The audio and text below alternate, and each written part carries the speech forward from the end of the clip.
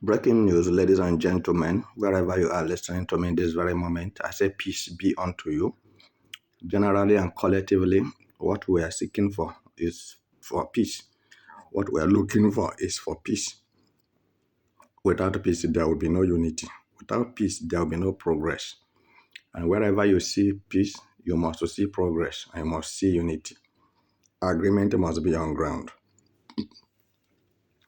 I want to say categorically, from my experience as a military warlord, that if Nigerian government and Nigerian militaries have been seriously on the terrorist movement of Nigeria, I don't think it will escalate the way it is today.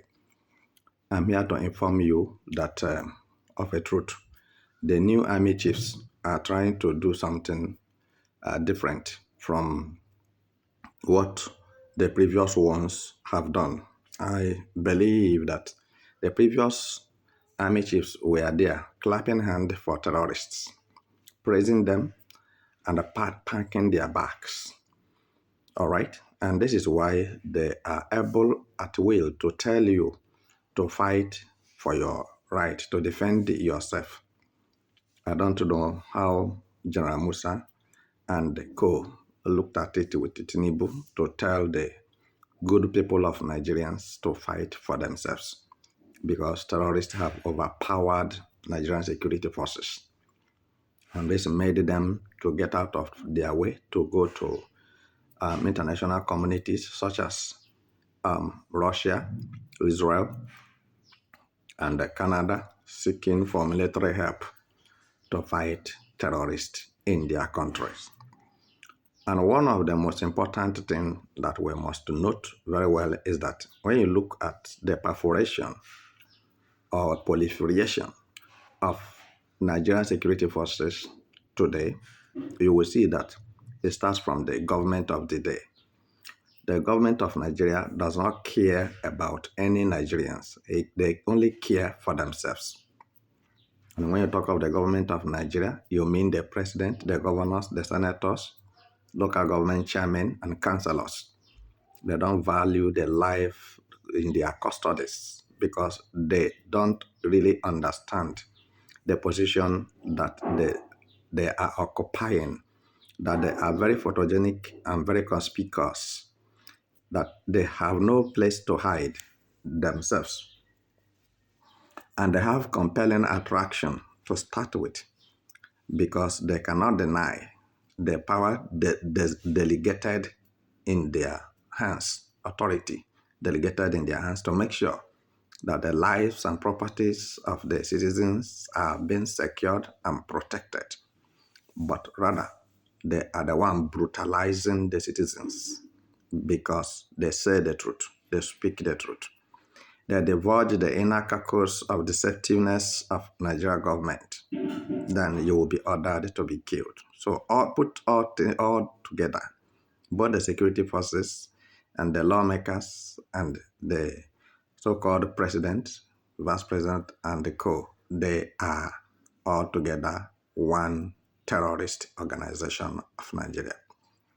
But I think Shaibu, the newly appointed army chief or chief defense staff, is trying to make impact in his own way, if only they will allow him, because the problem of Nigeria is that they don't need the truth. If you say the truth, they will kill you.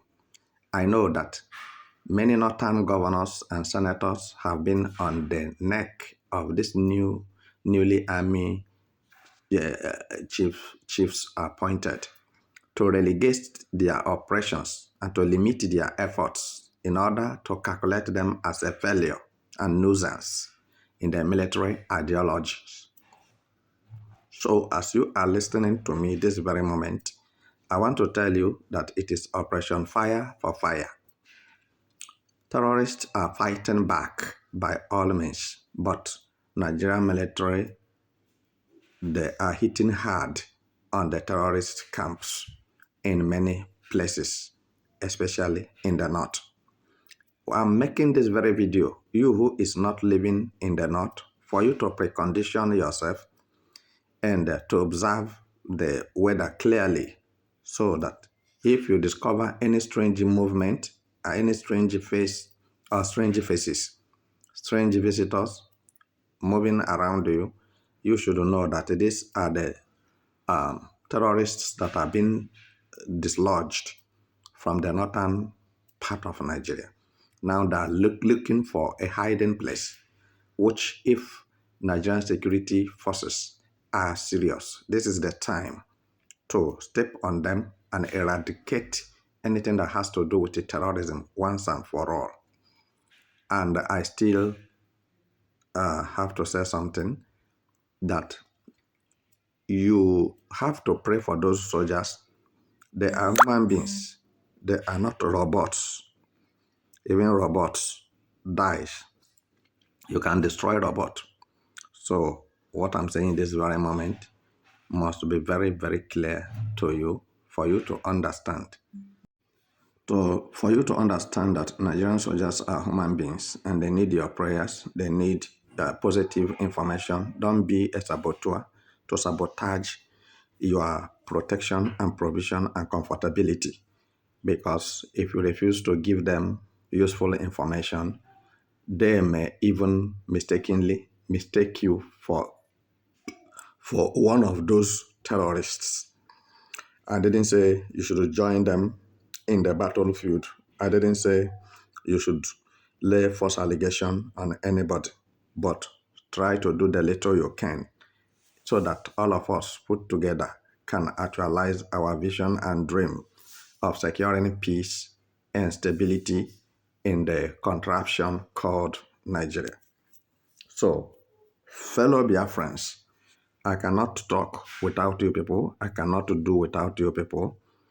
I'm informing you that every hand should be on deck to protect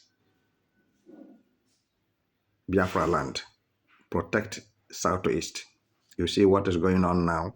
No Southeast person or a politician that is saying a word.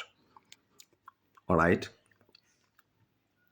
And I want to say that Mr.